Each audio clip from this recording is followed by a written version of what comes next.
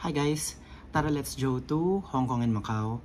For this vlog, I'm gonna be sharing with you some travel tips to help you save money and time and to make sure na ma-enjoy nyo yung stay nyo sa Hong Kong and Macau. Alright? So let's start with number 1. Okay? Claim your free 100 Hong Kong dollars goodies to guys or voucher na makukuha nyo sa Hong Kong Tourism Board, okay, doon sa airport. And pipila kayo, ipapakita nyo yung passport nyo para makuha nyo yung, ayun, papakita natin kung ano yung itsura na makukuha nyo. Tapos i-register nyo yon. Dapat meron kayong data or internet sa cellphone nyo, or meron kayong SIM na pang Hong Kong. Pwede nyo yun i-register gamit yung WeChat din, WeChat. Pwede.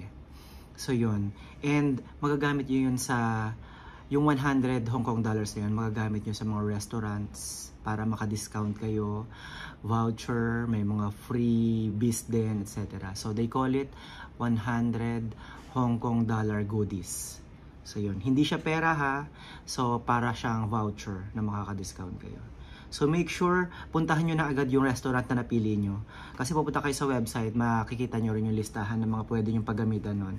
And unahin nyo na yun para hindi nyo makalimutan. Kasi ako nakalimutan ko, hindi ko rin nagamit. So yun. Number 2, don't buy local currency or Hong Kong dollars sa mga currency exchanges. Okay? Dun sa mga money exchange sa airport. I'm not sure kung makakatipid ka rin sa NAIA, but for sure maganda ang palitan kung gagamitin mo yung GCash Mastercard. Okay, so eto, nagdala ako ng GCash Mastercard. Nag-withdraw ako sa ATM dun sa airport paglapag ko ng Hong Kong.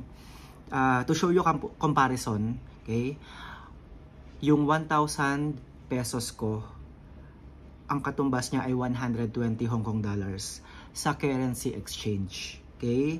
Yung palitan ng ng pera, yung sa money exchange.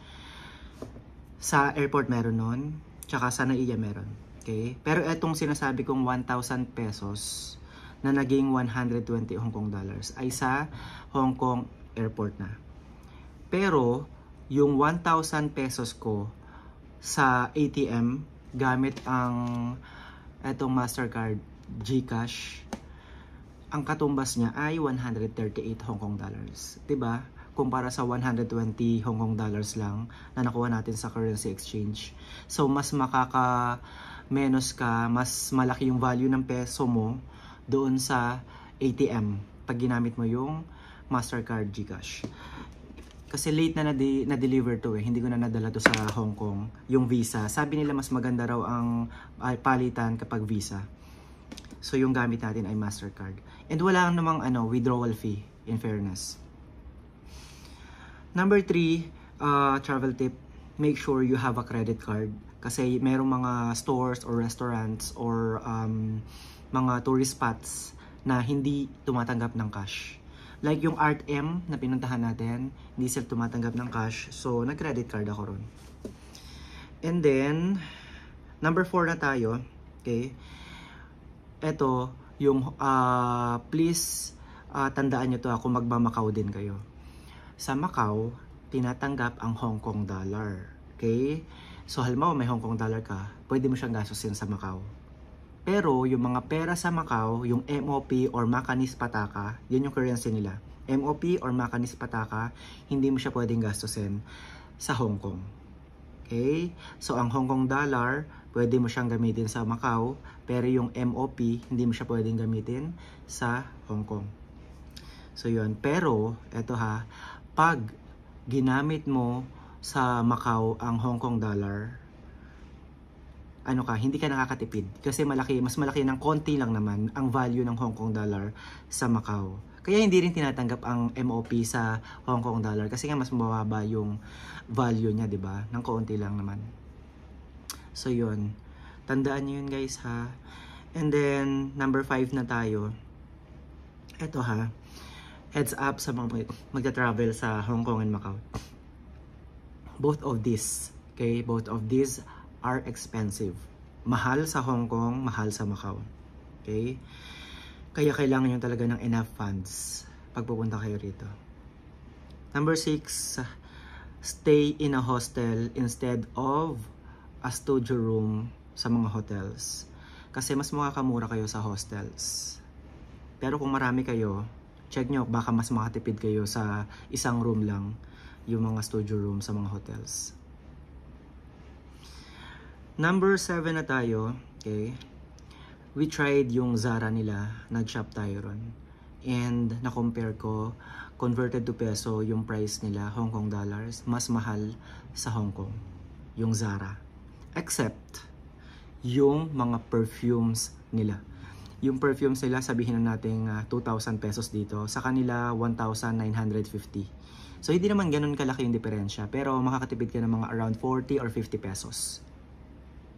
Pero, maliban doon sa perfume, lahat mahal na talaga. At hindi lang 50, 40 ang diferensya.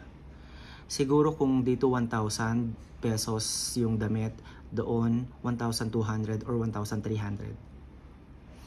And then sa Uniqlo, a little cheaper sa Hong Kong. Okay? Lalo na sa Macau. Okay? Kasi ang presyohan, halimbawa 100 Hong Kong dollars sa Hong Kong. Pagdating mo sa Macau, 100 MOP. Hindi nagiging 105 MOP. Kasi mababa nga ang halaga ng MOP sa Hong Kong dollars. So kung gusto mo talagang pantayin, okay, yung price, gagawin mong 105 MOP. Pero hindi. Kung 100 Hong Kong dollars sa Hong Kong, 100 MOP yon sa Macau. Ganun sa Uniqlo, pati sa GU. And then, so yun, compared sa Pinas, mas mura yung Uniqlo sa Hong Kong, lalo na sa Macau. Now, let's go to number 8. Okay?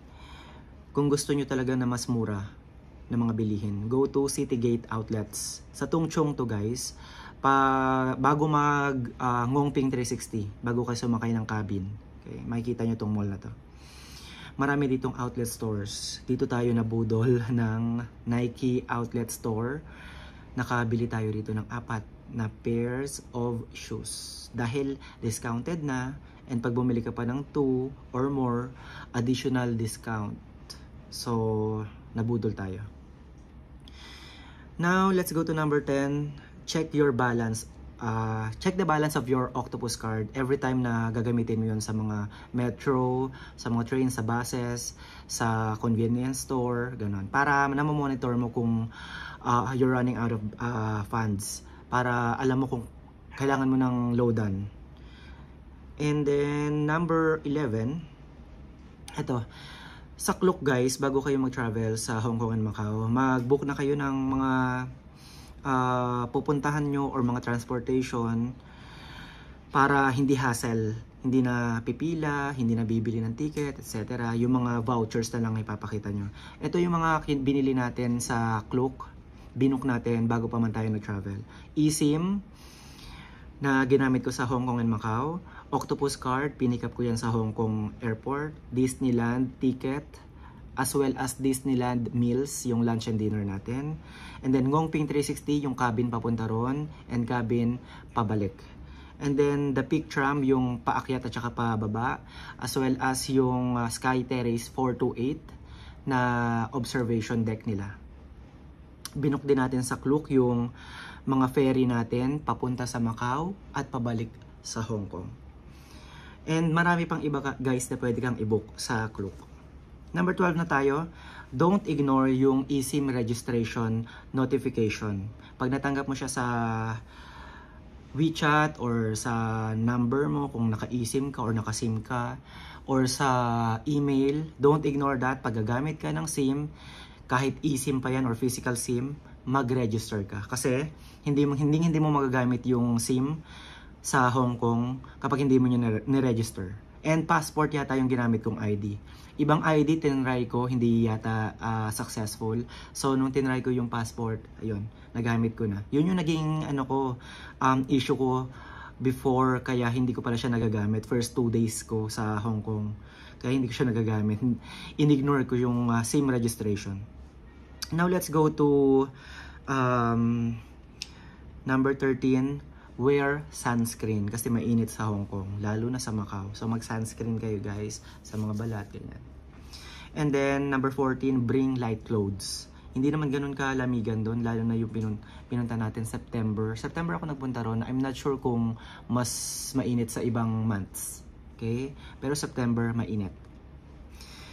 And then bring umbrella kasi minsan umuulan. So for rainy days, at least meron na kayong payong, hindi na kayo bibili kasi mahal nga mga bilihin doon, dagdag ano pa yan, gastusin. Bring type G travel plug adapter. So yun yung mga saksakan nila, mga outlets sila, type G ang kailangan nyo na plug. So ang mga gamit kasi natin, syempre like charger, hindi naman type G yun. So you need this, okay? Ito universal adapter na yung binili natin para lahat nandyan na. Ito yung laman nun. Ayan. And then, papakita ko sa inyo kung ano yung type G. Hindi ito. Ito yung type G guys. Alisin nyo lang ito. Universal kasi ito. Ito sa ibang bansa ito nagagamit. Okay? So, ito yung type G. So, sasaksak nyo to sa outlet nila. Ayun o. Ayan. So, make sure ha, para hindi na kayo doon bibili. And then, number 17 na tayo. Bring a towel. Guys, yung ibang hostels, hindi nagpo-provide ng towel. So, kailangan nyo magrenta sa kanila. So, dagdag, cost na naman yon, gastusin. So, make sure magdala kayo ng towel. Meron namang mga light towel lang, yung mga quick absorbent, fast dry na mga towels. Meron na nga rin mga disposables, diba? Number 18, okay. So, kung magbubook kayo ng hotel or hostel, make sure malapit siya sa bus station or metro station para kapag lalabas kayo ng hotel, nandun na agad yung sakayan. Number 19, okay. So, make sure that you wear comfortable pair of shoes kasi maraming lakaran. You will do a lot of walking, okay, minsan running kasi kapag nagmamadali. So make sure ha, mga running shoes, walking shoes. And I suggest don't wear yung mga bagong biling sapatos. Kasi most likely namamaltos pa tayo dyan.